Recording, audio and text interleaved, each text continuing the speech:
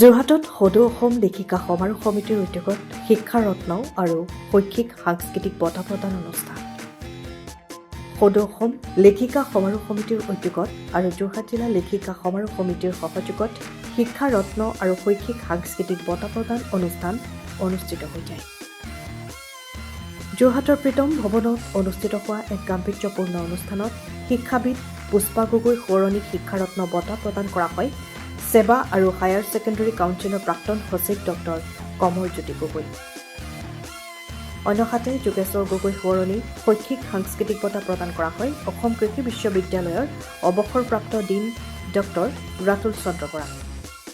যোৰহাট জিলা লেখিকা সমাৰোহ সমিতিৰ সভানেত্ৰী শকুন্তলা দেৱীৰ পৌৰোহিত্যত অনুষ্ঠিত হোৱা অনুষ্ঠানত অসম লেখিকা সমাৰোহ সমিতিৰ সভানেত্ৰী সুবৰ্ণ শইকীয়া বৰদলৈ, অসম মহিলা বিশ্ববিদ্যালয়ৰ উপাচাৰ্য ডক্টৰ অজন্তা বৰগোহাঁই, যোৰহাট প্ৰেছ ক্লাবৰ সভাপতি অনন্ত নাৰায়ণ বৰঠাকুৰ, সমাজকৰ্মী অৱনী চেতিয়াকে প্ৰমুখ কৰি অনেক গণ্যমান্য ব্যক্তি উপস্থিত থাকে। নমস্কাৰ। মানুহে কিবা এটা পালে সাধাৰণতে মনত সুখ অনুভৱ কৰে, কিন্তু মই উপযুক্ত হয়নে নহয় নাজানো।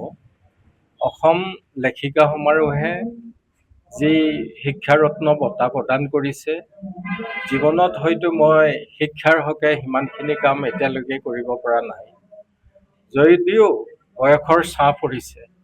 আমি বিগত সময়ছোৱাত শিক্ষাৰ সৈতে বৰ্তমানৰ চিফ ছেক্ৰেটাৰী ডক্টৰ ৰবি কুটা তেখেতৰ সৈতে সৰ্বশিক্ষা অভিযান কৰোঁতে আমি গাঁৱে ভূঞে আৰু বাগিচাই দুয়োজনে উপায়ুক্ত থাকোঁতে আমি ঘূৰি ফুৰিছিলোঁ আৰু শিক্ষাৰ প্ৰসাৰৰ কাৰণে যিখিনি অহোপুৰুষাৰ্থ কৰিছিলোঁ দেখা পাইছোঁ যে বৰ্তমান বাগিচাৰ ল'ৰা ছোৱালীও যথেষ্ট শিক্ষিত হৈ পৰিছে।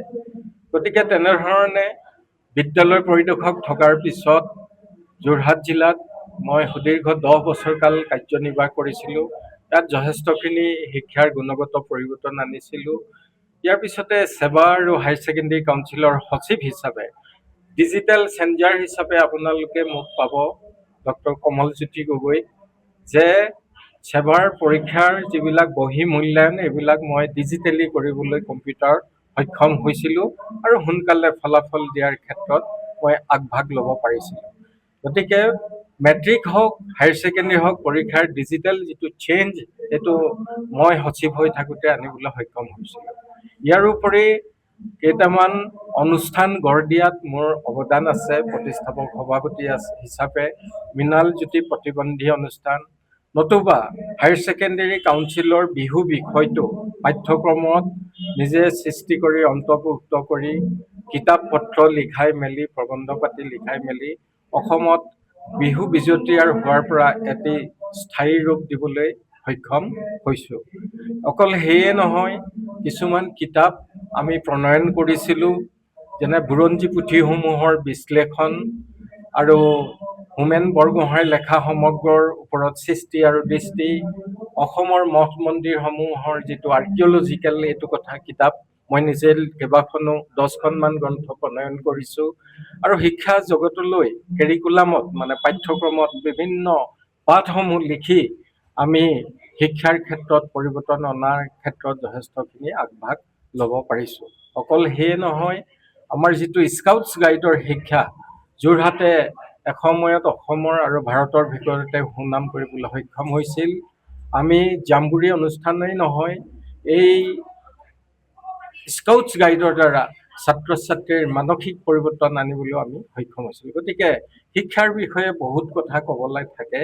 গতিকে তেখেতসকলে ভাবিছে যে শিক্ষা ৰত্ন উপাধিটো দিলে এইজন ব্যক্তিক ভাল হ'ব। যদিও মই এজন উপযুক্ত ব্যক্তি নহয়, এই শিক্ষা ৰত্ন এই আজি বঁটাটি ল'বলৈ পাই মই সঁচাকৈ ক'বলৈ গ'লে আনন্দ অনুভৱ কৰিছোঁ। ধন্যবাদ। সময়ৰ খবৰ সময়ত পাবলৈ ফ'ল' কৰক টাইম অফ আছাম।